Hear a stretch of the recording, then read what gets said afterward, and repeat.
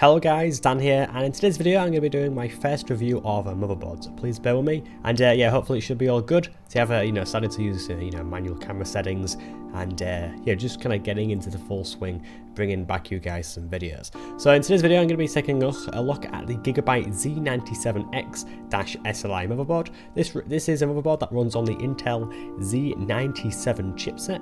And I'm quite excited to actually have a look at this motherboard, because this actually supports the LGA1150 processors. So that's the Celerons, Pentiums, i3, 5s and 7s.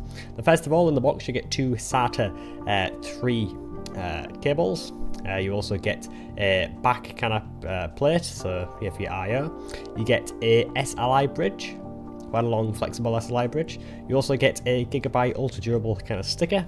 To be honest, I'm a fan of this sticker, but oh well, some of you guys might be. You also get some documentation. This actually isn't in English, I have no idea what it is.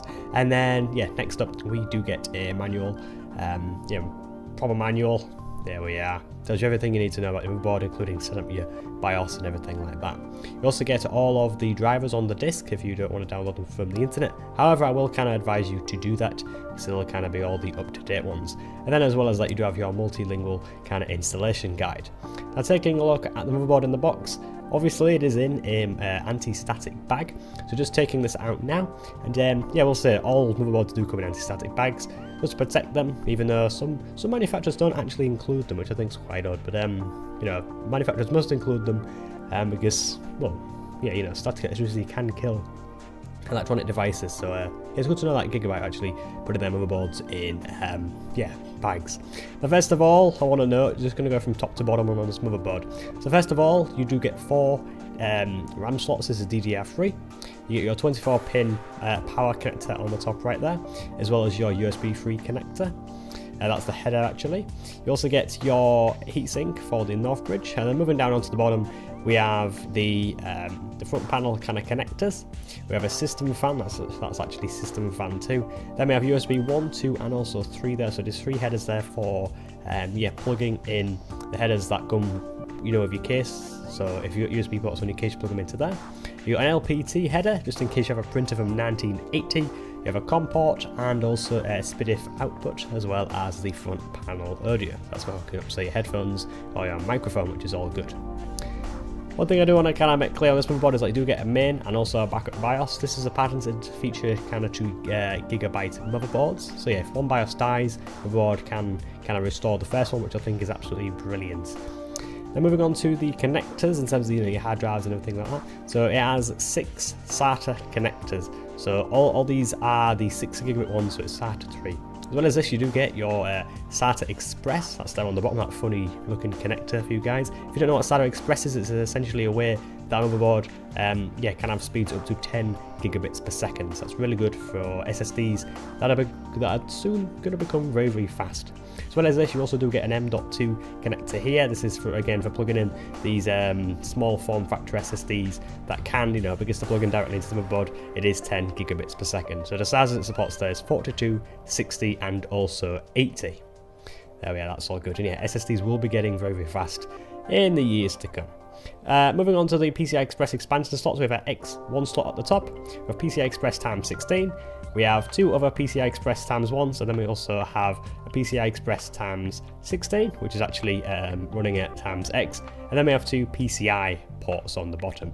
This motherboard does support both SLI and Crossfire, and they're the 2 ports there which you'll need to plug your graphic cards into to take advantage of that feature.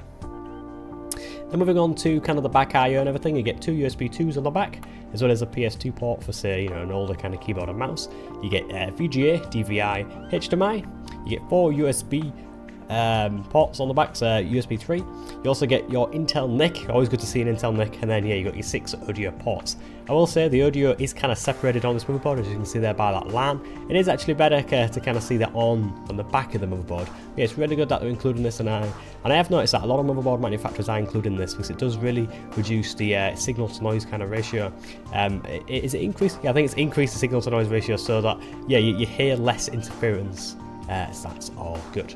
I will say you do get your actual power cable for your CPU. That port is actually at the top there, right next to your motherboard standoff. Now, one thing I do want to mention with this motherboard is that you do get well, obviously you kind of get a place for your CPU to go, but one main thing with Gigabyte, one thing that they kind of advertise on their page is that their actual socket, where the actual pins are, is a little bit more gold in there, so you know, you kind of weigh this in a few years, you get more money. But yeah, these actual pins have more gold on them. I don't know how much that kind of matters, but to me, and to what I've kind of understood from reading about it on the internet, it's this kind of gold allows you to kind of put in and take out a CPU more times, which will kind of allow the motherboard to be more durable. The next thing I do want to mention is the amount of fans you can plug in. So you've got two at the top, one's a CPU and then also an optional CPU kind of fan header.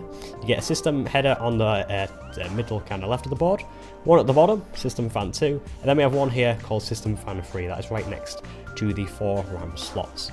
Mentioning the kind of RAM slots, I do want to say that if you are only plugging in 2 sticks of RAM, you do want to be using both of the grey ports, and as you can see kind of there in the middle of the screen, DDR1, it goes at 1, 3, 2 and 4, so yeah, you want to be using the 2 grey ports. Overall, I want to say I do like this motherboard, I do like the designer with a PCB. With the PCB being brown, is something that I do think is really, really good. One kind of gripe about this is that it has 2 PCI slots. I don't know why. No one else is going to be using PCI. I really don't know why they've included this. Apart from that kind of negative, I do really like the fact that you get lots of system fan headers. That's always a good thing. And that, the SATA ports are all facing to the right and not facing up. And I think that's a really, really good feature of this motherboard.